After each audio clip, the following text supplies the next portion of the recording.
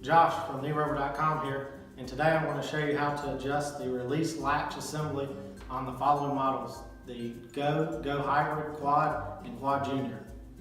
Alright, the first step, you're going to remove the seat.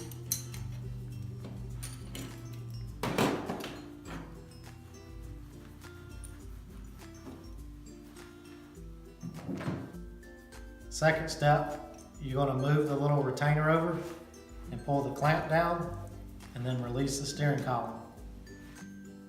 The next step, you're going to use a 10mm wrench and you're going to tighten the nut here firmly against the spacer right above it.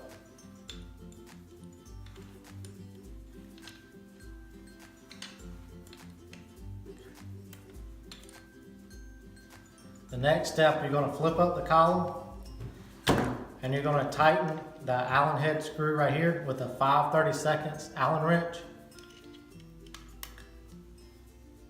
And you just want to adjust it to where the column flick in.